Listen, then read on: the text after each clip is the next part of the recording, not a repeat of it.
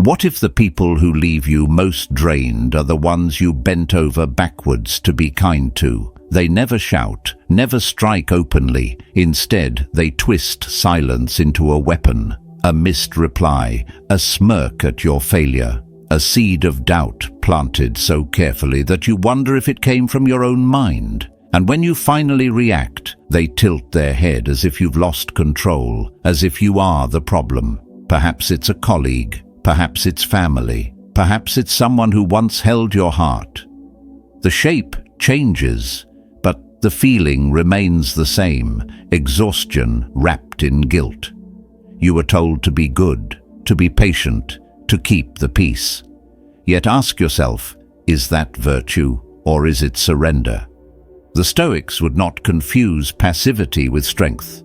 They would remind you that kindness without discernment is self-erosion, that the first act of power is not conquering others, but refusing to be conquered within. Stay with me, because what follows is not theory, but the brutal art of reclaiming your peace from those who quietly feed on it. As we step into the first chapter, picture this. You're standing in front of someone who never raises their voice, never swings a fist, never shouts your name in rage, yet somehow you leave the room emptier than you entered. They don't seek to wound your skin. They seek to pierce your calm. They are patient hunters of your response. Every sigh you let escape, every hurried explanation you craft, every restless night rehearsing what you'll say tomorrow, these are the offerings they collect. You thought they wanted resolution, but what they wanted was rhythm, your predictability. They know you'll answer. They know you'll soften. They know you can't stand to be misunderstood. And so the cycle repeats. They act wounded, and you rush to mend. They accuse, and you find yourself apologizing. They turn cold and silent, and suddenly you're pacing, anxious, desperate to restore peace. But here is the cruel truth. What you think is peace is not peace.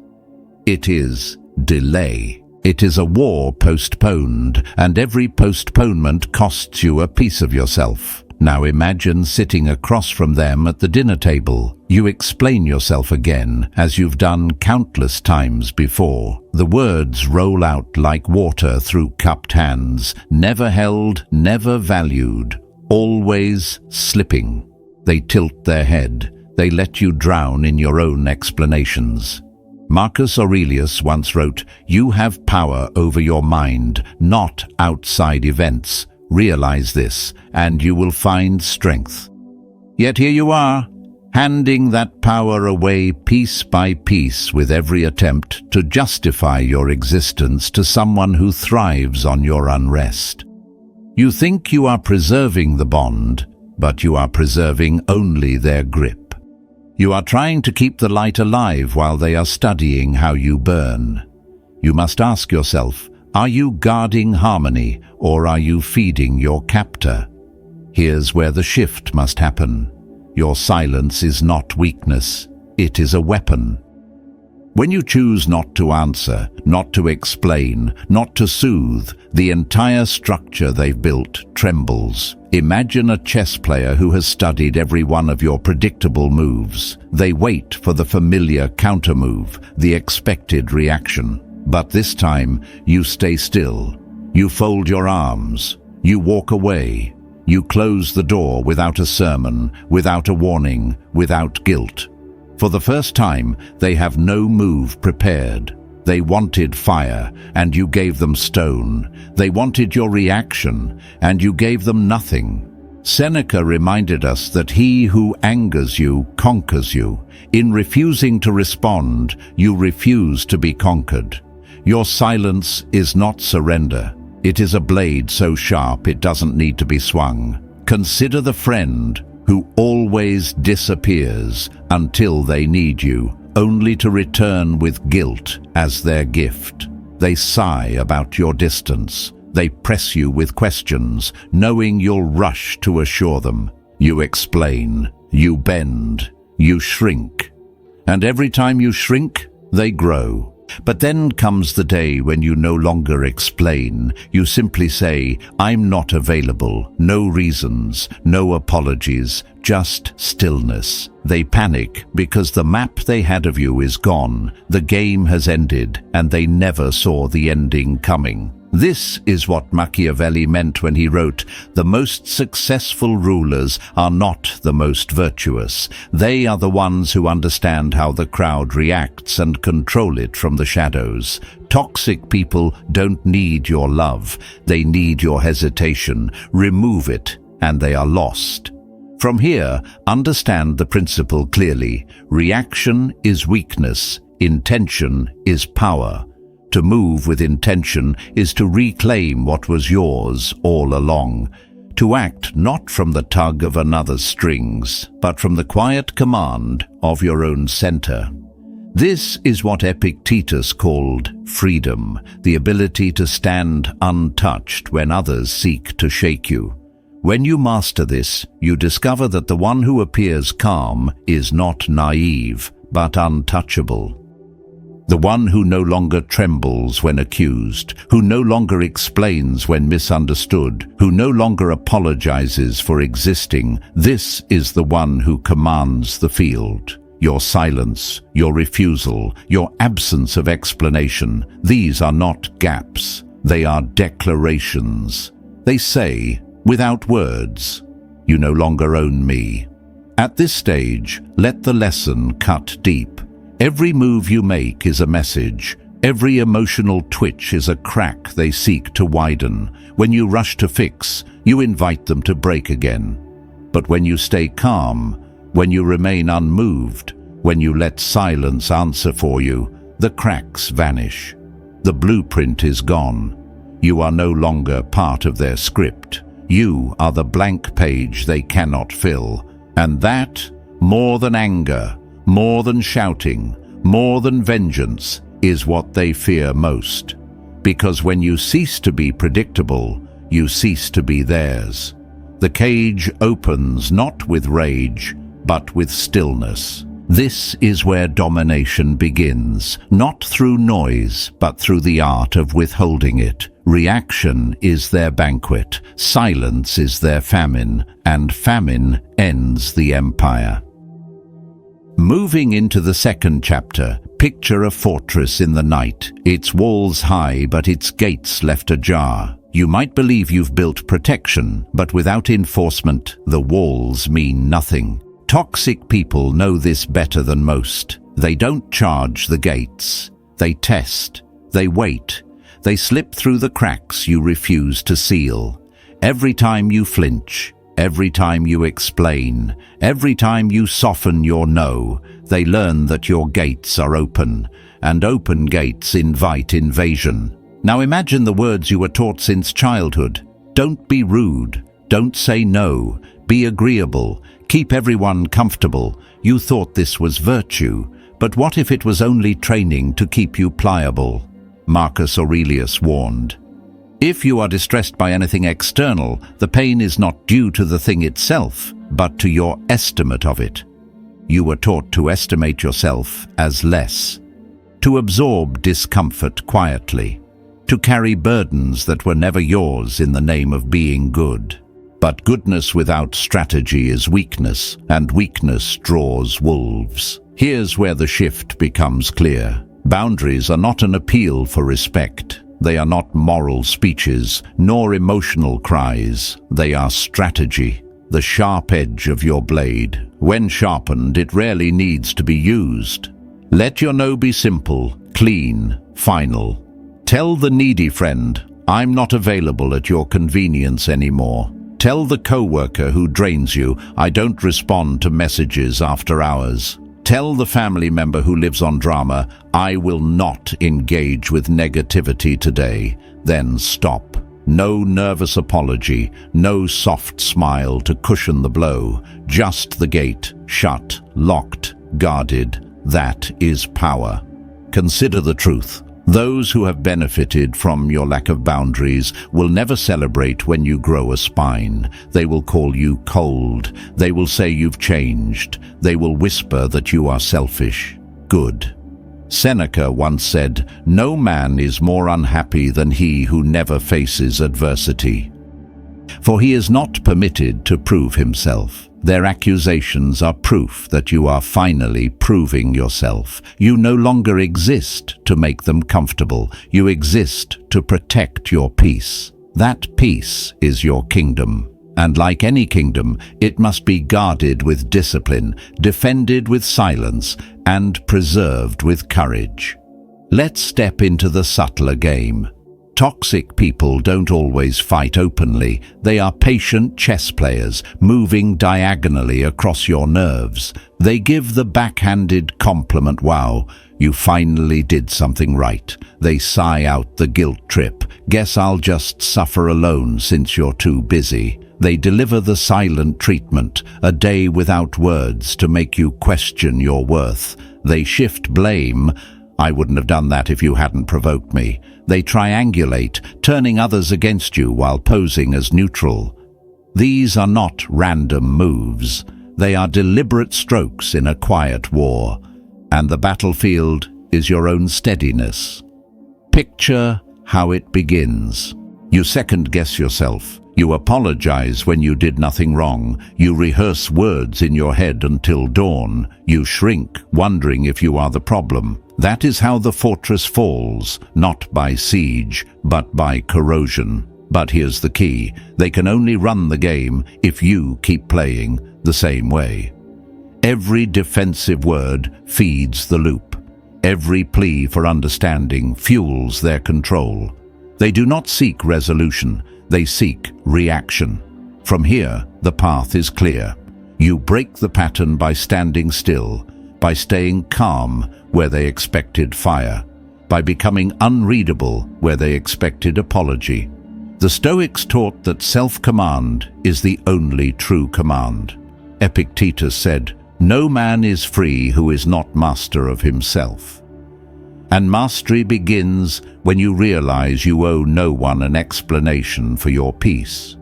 When you stop explaining, you stop bleeding power. When you refuse to feed the loop dissolves. At this stage, you must decide, will you remain the fortress with gates wide open, begging for invaders to be gentle? Or will you become the fortress whose silence, whose sharp boundaries, whose clean refusals leave no entry point? Remember this: good people get used, strategic people get respected, and respect is the only soil where peace can grow. The message closes with steel. No is not the start of a debate. It is the end of one. Hold the line, guard your gates. Because when you finally stop reacting, you don't just protect yourself, you end the war before it begins, and that is where the next lesson waits. Advancing to the third chapter, imagine a player waiting for you to pick up the same card again and again, knowing exactly how you'll move. That is how the manipulator survives, through your predictability. If they press and you argue, if they sulk and you soothe, if they accuse and you explain, the cycle spins endlessly. To break it, you must do what they never prepare for. You stop playing. Here's where the first shift comes. When they bait you, go still. Don't decorate your words. Don't pour fire or water. Speak like stone. That's your opinion. I see, noted, flat, calm, complete. They cannot build escalation on ground that does not move. Think of Epictetus reminding us, it is not what happens to you, but how you react to it that matters. Their hook is your reaction. When you refuse to supply it, the hook rusts in their hand. Now imagine the letter arrives, the message pings, the call flashes across your screen. Their game is speed. They want immediacy. They want you caught in urgency, but urgency is an illusion. Time is your ally. When provoked, delay. Let the flames starve. Let the night pass. What felt urgent becomes dust by dawn. Marcus Aurelius wrote, "If you are distressed by anything external, the pain is not due to the thing itself, but to your estimate of it. By delaying, you change your estimate. You show yourself that nothing they send is more powerful than your command of time. From here, the third move emerges. Leave. When the air thickens with chaos, walk away. Say at once, "I'm not available for this conversation." Then rise and depart. No warning, no guilt, no performance. That one line carries more force than 1,000 justifications because it leaves them staring into the void of their own tactics with no fuel left to feed on. A soldier does not argue with the storm, he withdraws to higher ground. At this stage, understand their next maneuver. They will escalate. When you go still, they will press harder. When you withdraw, they will thrash louder. When you fall silent, they will try tears, rage, guilt, pity, not because they love you, because they are losing grip. Desperation is their final play. Do not be fooled. This is not a plea for reconciliation. It is the panic of a fisherman whose net has torn, and your task is not to mend it for them, but to let it sink. Here's where Stoic clarity holds you steady. Seneca warned, "He who is brave is free." To hold the line, you must embrace the discomfort of being called cruel, distant, cold. Let them shout into the silence. Let them throw stones at the walls that no longer open. Your duty is not to maintain their comfort. Your duty is to guard your peace. And peace is not guarded with endless words. Peace is guarded with stillness, with discipline, with the refusal to absorb chaos that does not belong to you. Consider a story. A woman I knew once tried to reason with a brother who thrived on drama. Every gathering ended with her tears, his outbursts, her long explanations, his quiet smirk. One day she did not explain. He accused. She said nothing. He raged. She walked into another room. He sulked. She carried on with her meal. At first he grew louder, desperate to stir the old pattern. But in time, he stopped. He could not play without a partner. She had finally broken the rhythm. Her silence was the victory she could never win through speech. This is the art. Neutrality. Delay. Exit. 3 simple moves that collapse an entire empire of manipulation. They collapse not because you conquered them, but because you ceased to be conquered. That is the paradox of strength. Sometimes the most powerful blow is the one you never swing. So hold the line. Be unreadable. Be untouchable.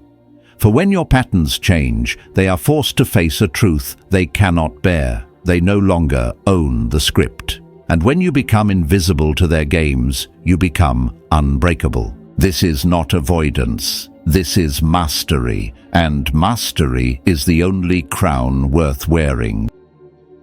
Entering the 4th chapter, imagine the board flipped in a single motion, the pieces scattered, the game ended not by victory, but by refusal to keep playing. This is the inversion move. You don't argue, you don't explain, you don't rescue, you withdraw, not in anger, but in clarity.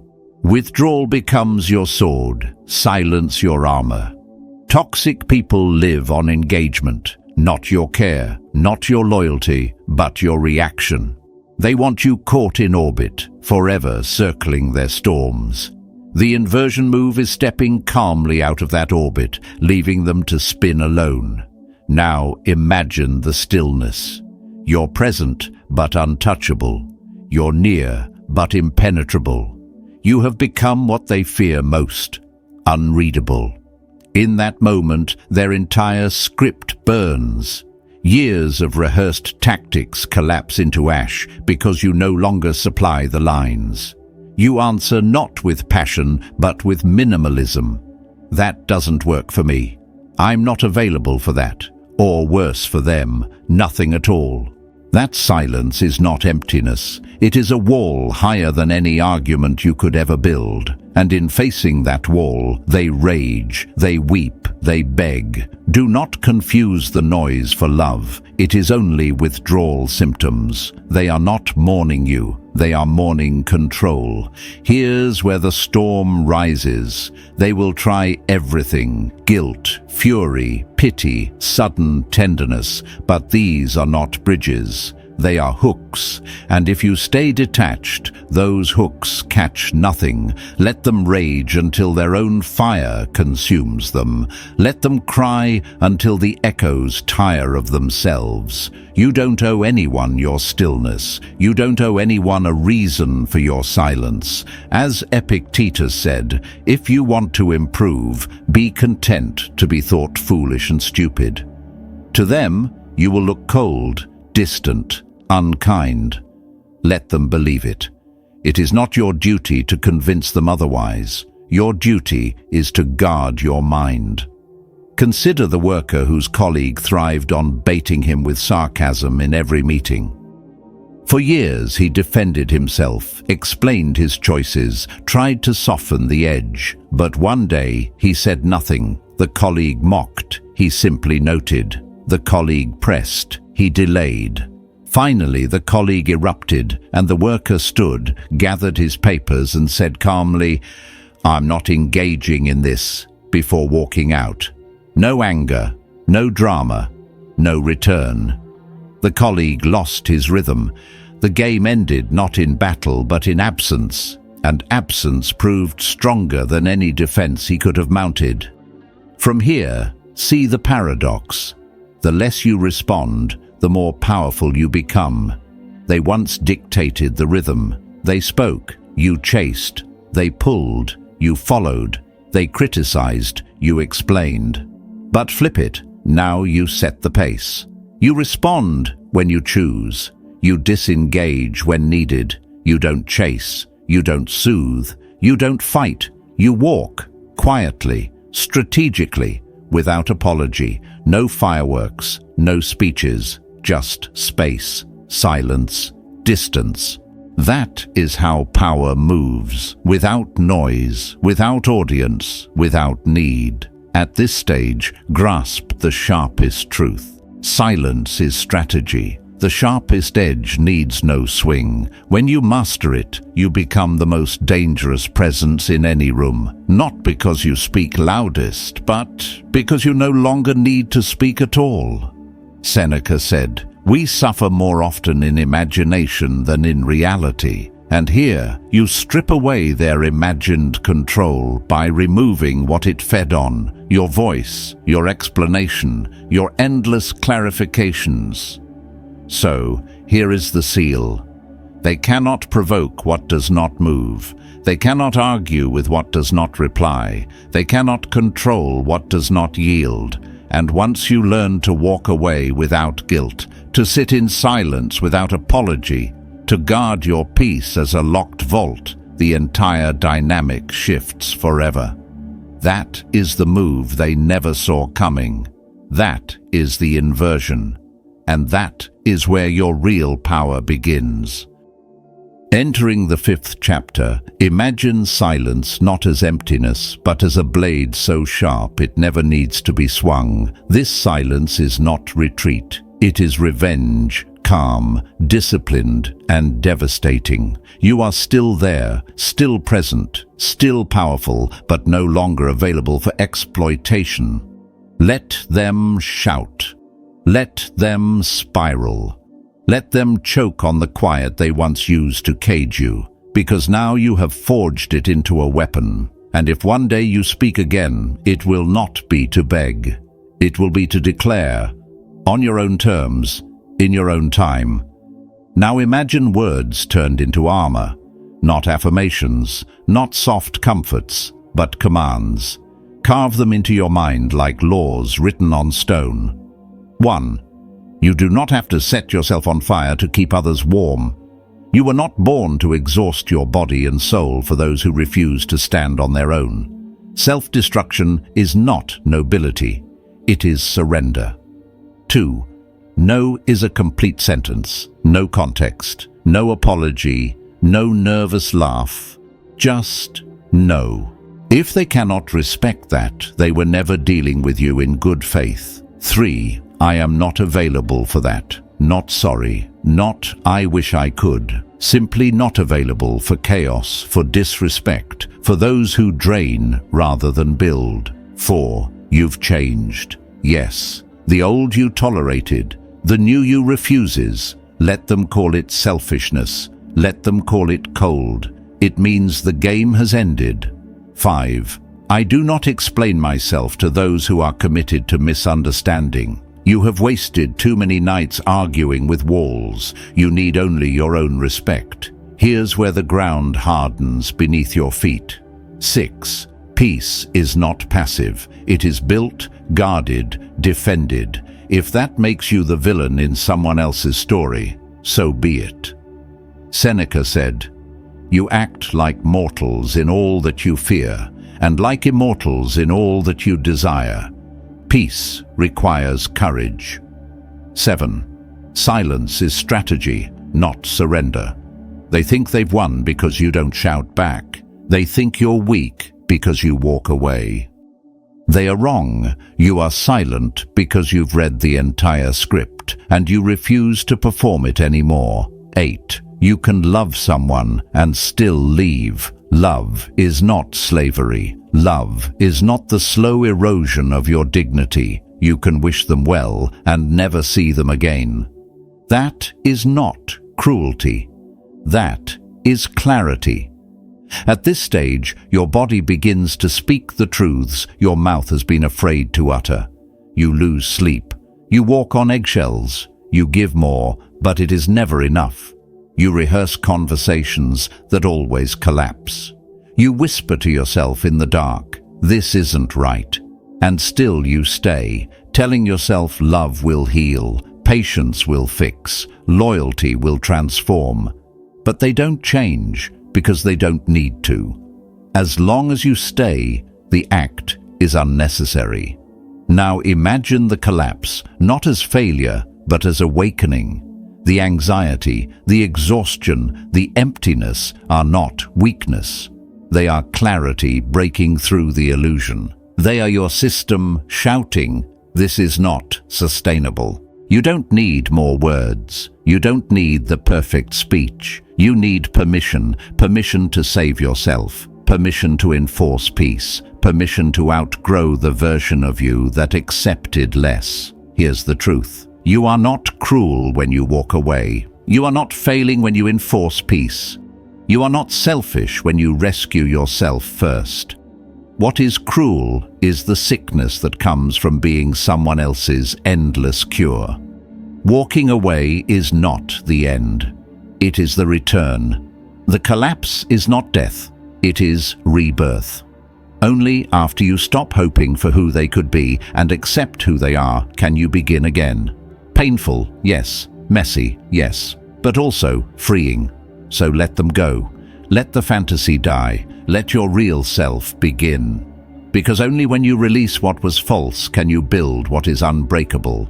And that, more than any word spoken in anger, is the silence that conquers.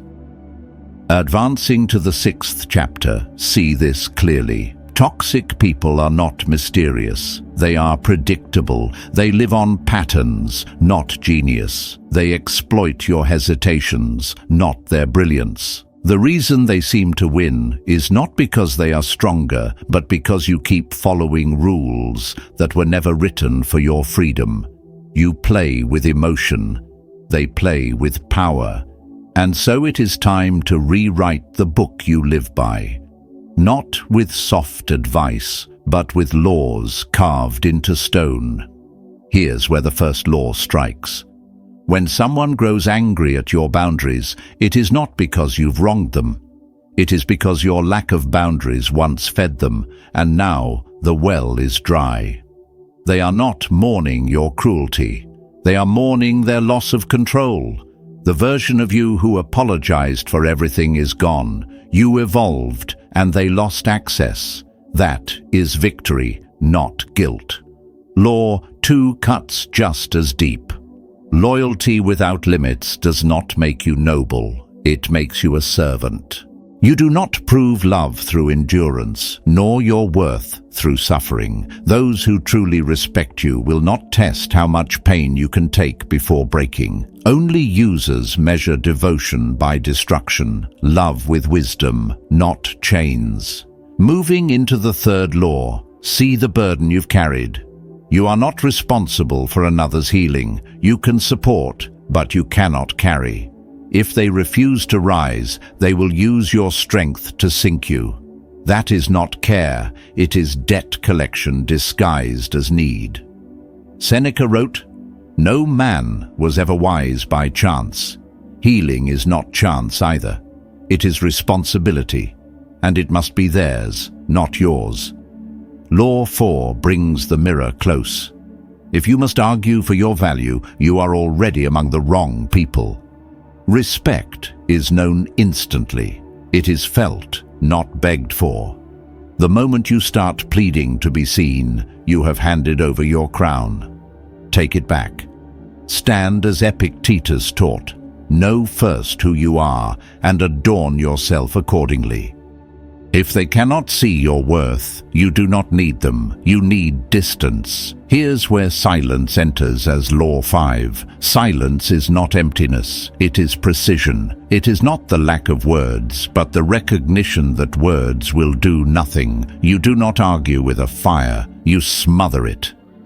A single pause, a withheld answer, the quiet stare, these carry more force than 1,000 explanations. And silence, once mastered, is control. Law 6 frees your hands from the leash of guilt.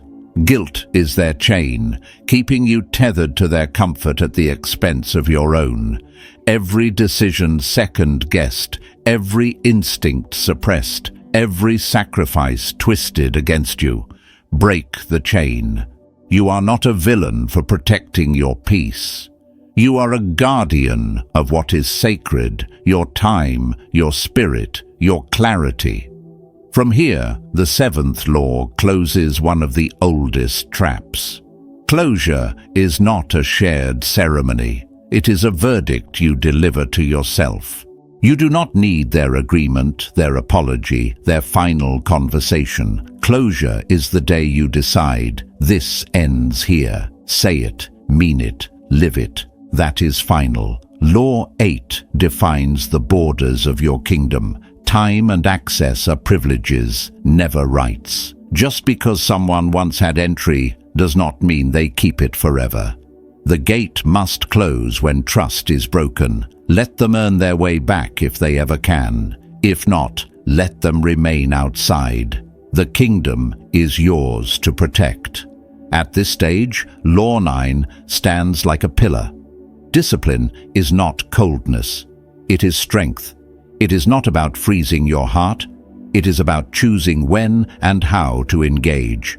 The one who stays calm while storms rage is the one who commands the field. The one who no longer dances when provoked is the one who owns the room. And finally, Law 10. You are not who you were. You have seen the pattern. You have named the game. You do not flinch when they try again, because you know what it is.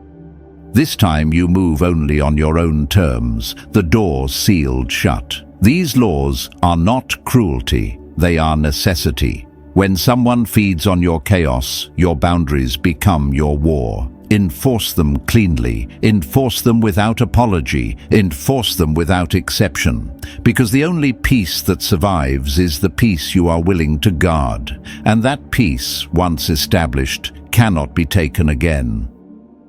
Entering the 7th chapter, imagine yourself a decade from now, still standing in the same place, bound to the same cycle. 10 years of explanations that fall on deaf ears. 10 years of apologies that buy no peace. 10 years of bending to avoid upsetting someone who never once breathed life into your lungs. Your friendships thinned out. Opportunities slipped through your hands. Your own voice silenced. Your spirit bent into polite exhaustion. And for what? a ghost, a fantasy, the shadow of who they once pretended to be.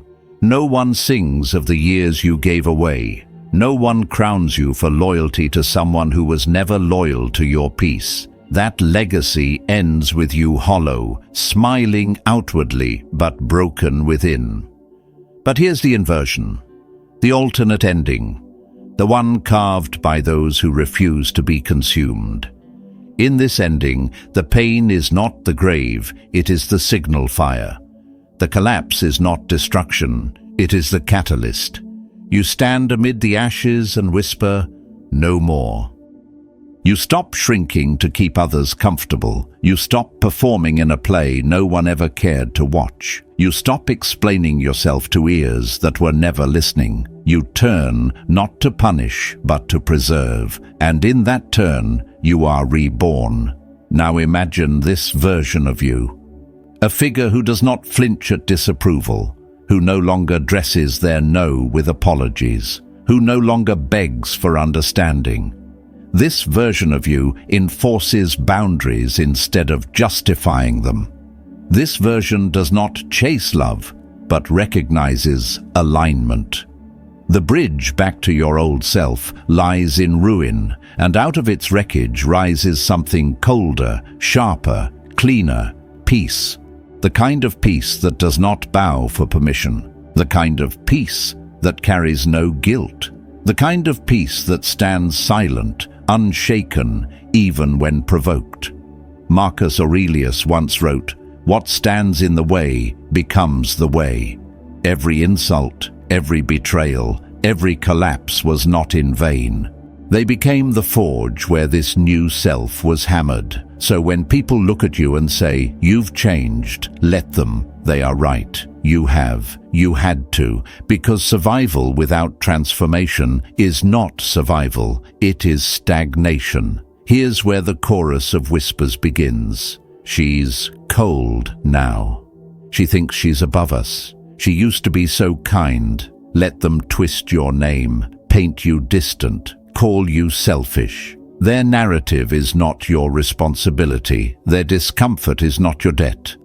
The version of you they recall is gone, and she will not return. What survives is not the one who endured everything, but the one who finally refused to endure anything that destroyed her. Think of legacy not as the tears you cried, but as the silence you mastered. Not as the people you pleased, but as the peace you protected. Not as the pain you absorbed, but as the line you finally drew. That is what remains long after the noise fades. That is what they will remember when your absence echoes louder than your presence once did. So the question becomes clear. When they speak of you years from now, what will they say? Will they sigh that you gave until there was nothing left? Or will they say, almost in awe, that you walked away and never looked back? Seneca reminded us, life is very short and anxious for those who forget the past, neglect the present, and fear the future. At some point, the only question left is, what does my future deserve? And the answer to that question decides everything. You owe nothing to those who fed on your strength. No speeches, no explanations, no return to old wounds. When the moment arrives, you leave in silence, not to punish, but to preserve. They may call you heartless, but what you found is clarity. You are not abandoning them, you are rescuing yourself. Let the quiet speak where words once failed. If this message resonates, subscribe for more and share your thoughts below with one phrase: hold the line. Remember, every ending you choose with courage opens the door to a stronger beginning waiting ahead.